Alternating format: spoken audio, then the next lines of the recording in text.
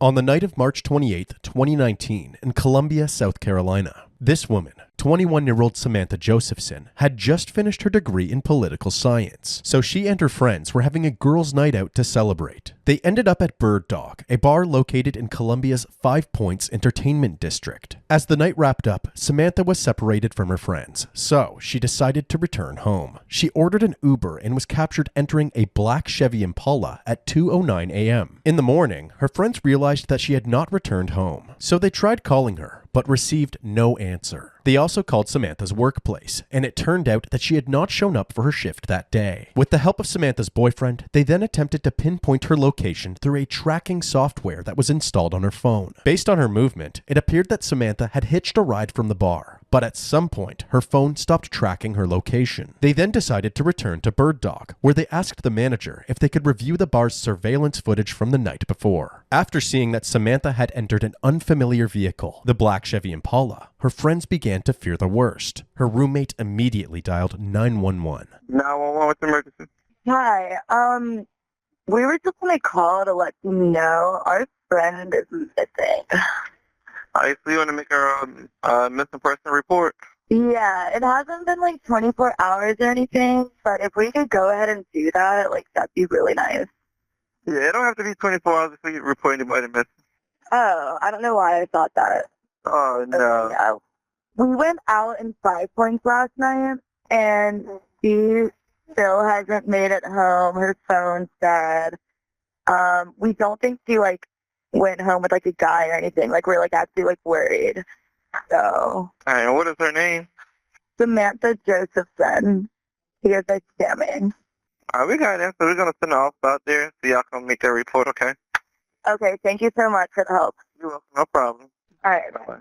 Police were dispatched to Samantha's residence, and after being brought up to speed, a missing persons investigation was launched. While reviewing the surveillance footage themselves, police noticed that the black Chevy Impala had actually been circling the area for about 15 minutes before picking up Samantha. Police suspected that a predator was at large, so they released a community-wide safety announcement and a be-on-the-lookout notice for both Samantha and the black Chevy Impala. 2 hours later, at 3:45 p.m., the Columbia Police Department was contacted by the Clarendon County Sheriff's Office in the town of New Zion. About 65 miles from where Samantha was last seen, turkey hunters had discovered a woman's body in a remote wooded area. Lacerations were found all over the body, including the head, neck, face, torso, leg, and foot. Due to these injuries, the body was unidentifiable, but was wearing the same clothes as Samantha in the surveillance footage. DNA samples were collected, and it was ultimately confirmed that the body was in fact Samantha. Chief Holbrook later told reporters that whoever had disposed of the body must have been familiar with the New Zion area, considering just how remote it was. Also, considering the severity of the injuries, the absence of blood on the ground indicated that this was unlikely to be where the murder took place. Police continued their investigation by looking into Samantha's bank records. They discovered that after Samantha's disappearance, there were multiple attempts to withdraw her money from ATMs located in Sumter, South Carolina. They obtained the security footage from the ATMs, and someone wearing a black hoodie, leather jacket, mask, and gloves can be seen attempting to use Samantha's debit card. The next transaction on the bank records led law enforcement to a Wendy's. This security footage captures the same person, now in the black Chevy Impala with a white sheet covering the back seat. Unfortunately, authorities were unable to identify who this person was, but they were now looking for a black male with a black hoodie, leather jacket, and a black Chevy Impala. 12 hours later, at 3:25 a.m. on March 30th, Officer Kraft of the Columbia Police Department spotted a black Chevy Impala 2 blocks away from 5 Points. He pulled the vehicle over, and when approaching the car, the smell of marijuana became apparent. What's going on, sir?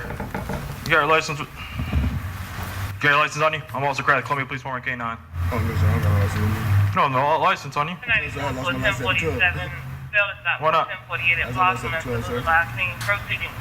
Who's smoking the marijuana? I had smoked some earlier, sir, when I was at home. All right, man, you have to step on out, man. All right. All right, here's the deal, man. I pulled your car over because it matches the suspect. Get your hand in your pocket. What are you, crazy? Get over here. Hey, get over here. Go, we're running. Hey, I'm gonna release the dog. I can't. I was just gonna see if he'll stop. Bravo Mike wearing a gray sweatpants, gray sweatshirt. Walk him up. Doors blocked at 500 block. Nunez, keep going. He's going to be on your left. After a brief chase, authorities were able to apprehend the suspect, 24-year-old Nathaniel Rowland. I got him. Get on the ground. Stop moving. I'm going to read your rights, sir, all right? You have the right to remain silent. Anything you say can will be used against the court of law. Do you understand each of these rights I've explained to you? Yes or no? You got anything else on you? You can't run when you smoke, can you? I knew he was going to run.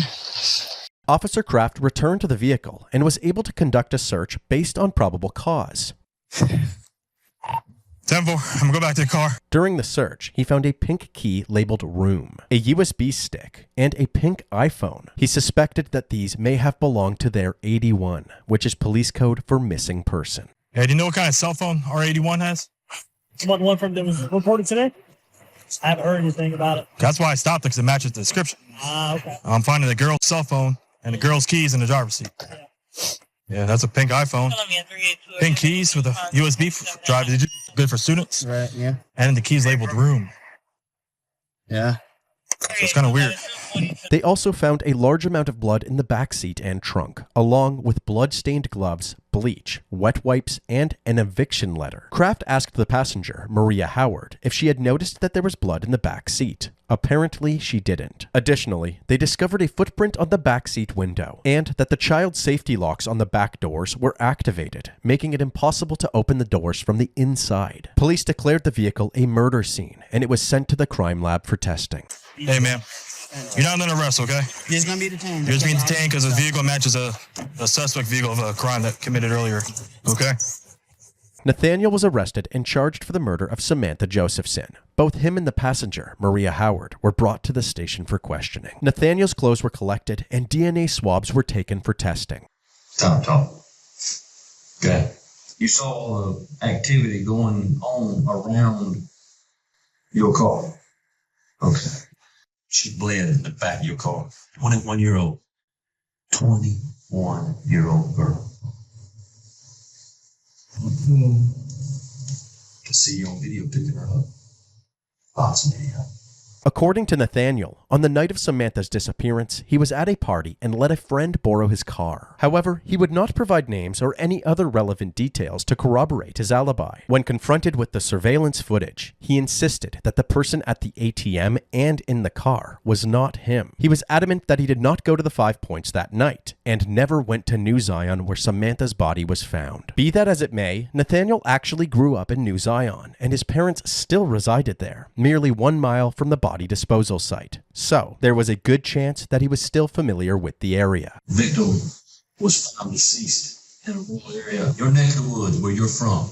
But these observations weren't enough to prove that Nathaniel was guilty. Not long after this interview, the DNA results for the blood in Nathaniel's car confirmed that it belonged to Samantha. They immediately brought Nathaniel back to the interrogation room to confront him with the new evidence.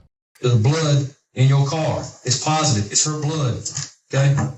So then, just because her blood is in my fight means I was the one that did it? I didn't commit the crime, sir. I'm not going to murder anyone.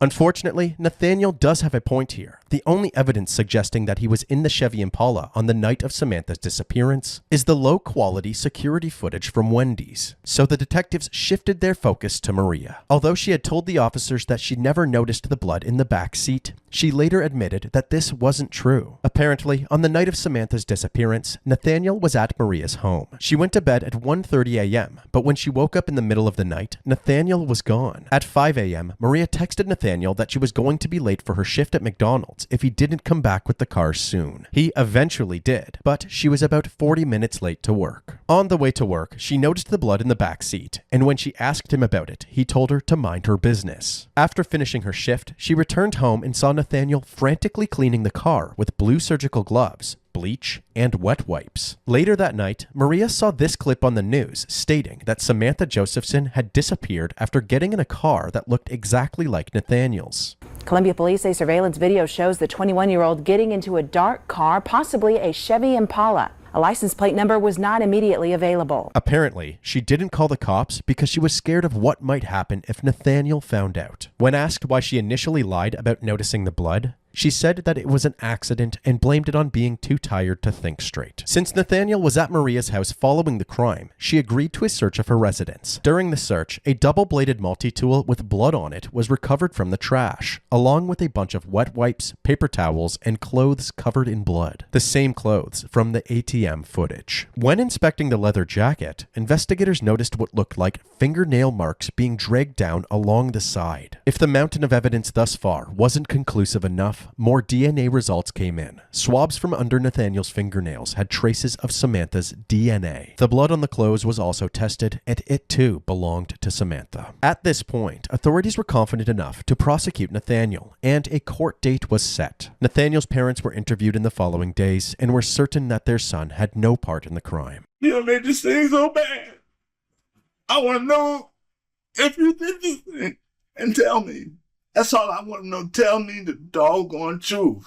A tearful plea from Henry Rowland, the father of accused killer Nate Rowland. His parents say they were shocked to learn their youngest child is now charged in the death of Samantha Josephson, whose body was found less than 3 miles from their home. Nate's mother, Loretta, says her son is innocent. He is a very good young man. And when I talked to him, and I talked to him yesterday, and he told me, he said, that wasn't him. And I believe him. He said, that's not him. The couple's other son says Nate was not in the car that surveillance video shows the USC student getting into. My son was telling me that Nate passed out at a house party. Yeah. He checked his pockets when he woke up. He checked his pockets. He didn't have his keys. So he walked outside to try to find his vehicle. He found the vehicle, opened the door, seen his keys, and seen all the blood inside the vehicle. The family is not allowed to visit Nate, but this is what his father wants him to know. But if you didn't do it, I'm all out for you. You ain't got to worry about it. I'm behind you 100%. And I know he told my wife he didn't do it. And I know my wife ain't gonna lie about something like that. So I'm behind him 100%. But I can tell you one thing. My son is innocent. And I know that from the bottom of my heart. Whether it be denial or a genuine belief in his innocence, their plea hardly mattered at this point, as the evidence was quite damning. About a month and a half after Samantha's murder, the 2019 graduation ceremony at the University of South Carolina took place. There was an empty seat where Samantha would have been seated. Fellow Gamecocks, we must ensure that what happened to Samantha will never happen to any college student in the land or any person ever again. We'll ask, what's my name, before getting into any rideshare vehicle. That will certainly save lives. Class of 2019, on the count of 3, as a pledge to ourselves for our personal safety and to honor Samantha Josephson, why don't we repeat on the count of 3 all together? What's my name? My name is Samantha Josephson. 1, 2, 3. What's my name? My name is Samantha Josephson. Samantha's family received her degree on her behalf. Leading up to his trial, Nathaniel's family started a GoFundMe proclaiming his innocence to help pay for his legal fees. It had raised $240 in 7 donations before being deactivated soon after. Nathaniel's trial began on July 19, 2021. Prosecutor Brian Gibson presented his opening statement. Ladies and gentlemen of the jury, March 28th, 2019 was supposed to be a celebration. Samantha Josephson and friends were gathering together as a celebration of life. But what they didn't realize, what they could never have realized, is that the defendant, Nathaniel David Rowland, had his eyes firmly fixed on Samantha Josephson.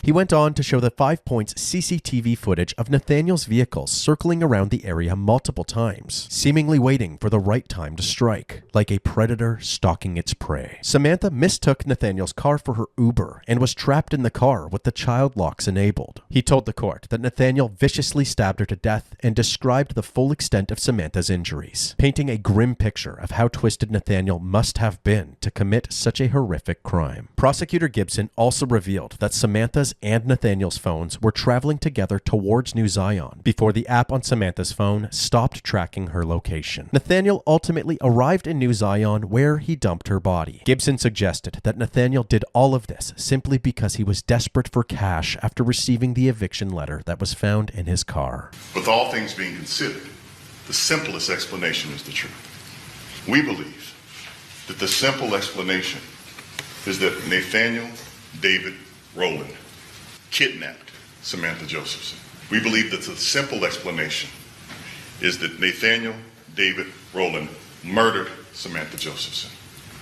And ultimately, after you hear all of the evidence in this case, we'll be asking that you return a verdict of guilty of all counts, because he is indeed guilty in all counts.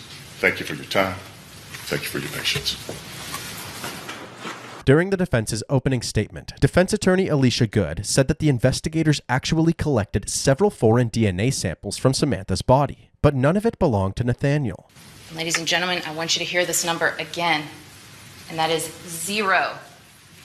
That's the amount of DNA on Samantha Josephson's body that matches Nathaniel Rowland. 0. It's not on her clothing. It's not under her ripped and torn fingernails. It's not on her ankles. Ladies and gentlemen, there's 0 evidence that Nathaniel Rowland was the one that kidnapped and killed Samantha Josephson. One of the key witnesses was Maria Howard. Maria gave a more detailed account of Nathaniel's suspicious behavior the day following Samantha's disappearance. According to her, when she asked where her work visor was, Nathaniel said he threw it away because it was covered in blood, and any further questioning regarding the blood was shut down. What did he tell you? It had blood on it. I'm gonna need you to repeat that. It had blood on it. He told you that the visor had blood on it? Yes, ma'am. What'd you ask him? Why would the hat have blood on it? And what'd he tell you? Mind my business. Mind your business. And what, if anything, did you notice about the car at that point? That it was like dry blood in the car, on the dashboard and beside the seats. And where else did you see blood? In the back seat. What did you do when you saw the blood? I asked him, why is it blood in the car? Did you hit a dog? And what did he say? Mind my business. Maria was then asked by the prosecutor why she did not think to call the police after seeing the news report about the investigation. Can you again explain to the jury why you didn't call the police then? Because I was scared. Scared of what? For my life and my child. No further questions, Your Honor. Another witness was a man named Oshimer Williams, the owner of a phone repair store named Cellular City. On March 29, 2019, the day after Samantha's disappearance, a man driving a black Chevy Impala came into the store to sell a pink iPhone. When Oshimer was inspecting the phone, he found it peculiar that the wallpaper was a Christmas photo of a white woman. They couldn't agree on a price, so the man left with the phone. After the news broke of Nathaniel's involvement, Oshimer realized that he was the man who had entered his store and immediately contacted the authorities. Were you working in your store on March 29th of 2019? Yes, ma'am. I remember, someone tried to sell me a phone that morning. Do you remember what the person was wearing when they came into your store? Yes, ma'am. I want to say he had a black hoodie on. Do you see the person who tried to sell you the phone in the courtroom? Yes, ma'am. Where is he? Yeah, right there. What does he have on? In the blue shirt, tie. Please let the record reflect that he has identified the defendant, Your Honor. It does. Thank you. No further questions. Forensic specialist Thomas Beaver took the court through the many stab wounds that Samantha had sustained. He testified that she had been stabbed over 100 times. When she presented you, what was it that you saw that grasped your immediate attention? There were two things first. The first thing was that she had an extensive amount of insect activity on the surface of the body. And the second thing, pretty much at the same time, was that she had many stab wounds over the surfaces of the body. And you mentioned the number 100. Were you able to count the number of stab wounds as you observed Ms. Josephson's body? Yes, it's over 100, I think somewhere around 120. Dr. Beaver went on to say that Samantha had lost so much blood that he struggled to get enough blood for a routine testing. He also identified the murder weapon and presented it to the court. This knife has two blades, and they are relatively parallel. They are bent at the tip, and They're the size appropriate for the wounds that I saw. This is the weapon. The investigator who took pictures of Nathaniel after his arrest also testified. During cross-examination, she acknowledged that despite Samantha's fingernails being broken and having male DNA under them, there were no marks, scratches, or any other signs of a struggle on Nathaniel when he was brought into the station. But again, you don't see anything on him, right? In what terms? On his face, as far as scratches? As far as scratches, no, I do not. You don't see any marks? I do not see any marks on his Cuts? face. I do not see cuts on his face. Same thing with the arms? Same thing. Both sides? Correct. And his hands? Both sides? Correct. Thank you very much. I have nothing further. During the closing arguments, prosecutor Dan Goldberg summarized all of the evidence presented and ended his statement with a creative plea for a guilty verdict. Use your common sense to see a clear picture of what happened March 29, 2019. The clothing, where the body was found, a mile from his house. All of the videos showing the Impala. Mountain Brook, all the trash is found there, the blood, the knife, all the things tying him to that location. The forensic analysis of the phones, the fingerprints, the autopsy. When the smoke is cleared, the picture comes clearly into focus. And there is only one reasonable conclusion.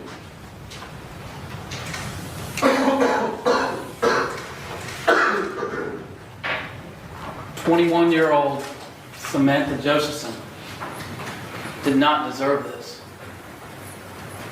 She was a daughter, a sister, a friend, a girlfriend, and a future law student. Ladies and gentlemen, the state of South Carolina humbly asks that upon consideration of all the evidence, you return a verdict and you find Nathaniel Rowland guilty of murder, guilty of kidnapping, and guilty of possessing a weapon. Thank you. The defense pushed back, claiming that the state's case was purely based on circumstantial evidence and that they were ignoring key facts to build a ludicrous narrative. Nathaniel Rowland did not have a mark on him. Not a cut, not a bruise. They checked him and nothing. The unidentified people that the state wants to just brush off like they're no big deal, they do matter. DNA evidence does matter. Her blood being in the car and Nathaniel Rowland driving the car does not mean that he is the one that killed him. Killed her. What I can ask of you is to not let your emotions dictate your decision. Don't let your emotions, the fact that this is a sad, tragic, heartbreaking case, dictate your decision when you go deliberate. That's what I can ask of you. The state has not proven that Nathaniel Rowland kidnapped Samantha Josephson. They have not proven that he has killed her, and they have not proven that he had a weapon during those crimes. They have failed at meeting their burden. I ask that you find him not guilty. Thank you. After the closing arguments, the jury was ready to deliberate, and it would take just over an hour for them to reach a verdict. Indictment number 2019 GS 42450, the state of South Carolina versus Nathaniel David Rowland. This is an indictment for murder. We, the jury, find the defendant guilty. This is signed by the four-person jury number 130, July 27, 2021. Nathaniel Rowland was found guilty on all counts, including the first-degree murder of Samantha Josephson. Before Nathaniel would receive his sentence, Samantha's family provided a statement to the court. Nothing will replace her. Nothing I can say will bring her back. And nothing that I can say I know will ease my family's pain and heartache.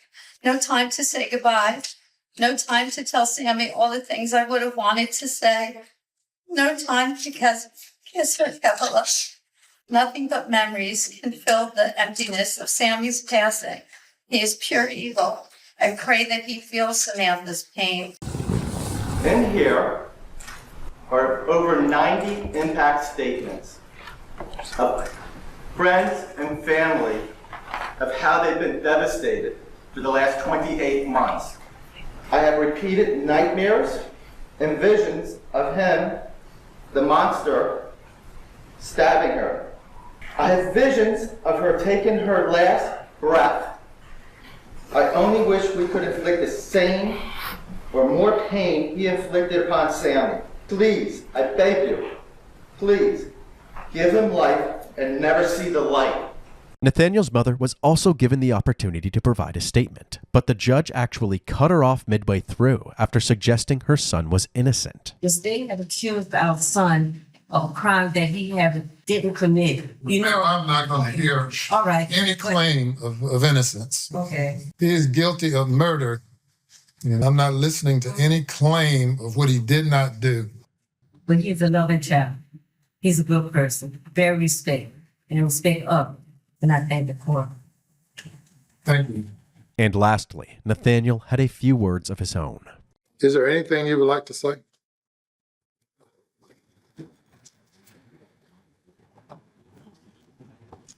Your Honor, I know I'm innocent. But I guess what I know and what I think really doesn't matter.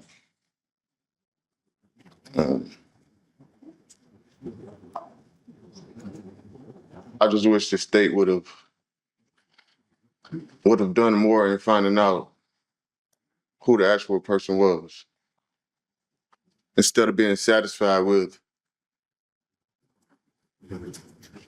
detaining me and proving my guilt.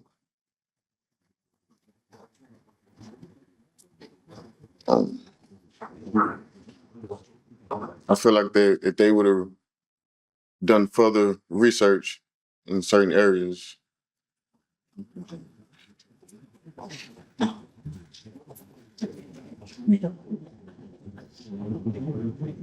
that's all. Nathaniel Rowland was sentenced to life in prison without the possibility of parole. He will spend the rest of his life in the South Carolina Department of Corrections. In light of Samantha's tragic death, Sammy's Law was passed.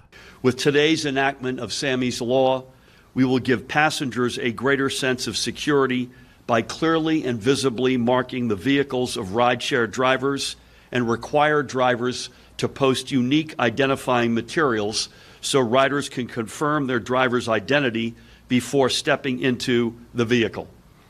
I want to especially thank and commend Marcy and Seymour, and Sydney's been with them every step of the way, who in the face of deep personal tragedy have made it their calling to spread awareness about ride-sharing safety through the What's My Name campaign to encourage riders to ask their drivers 3 simple words: what's my name, before entering the vehicle. We cannot begin to imagine the terrible grief the Josephson family has carried, and I'm well aware that this could have happened to any member of our community. The problem with senseless tragedies is that they are indeed senseless. Yet we can and we must strive to bring sense to the world to prevent another tragedy. It is our greatest responsibility to ensure the public safety and to implement smart policies to prevent tragedies so that no other family, friend, neighbor, or community should have to grieve as the Josephsons have and suffer another loss of a bright star like Samantha.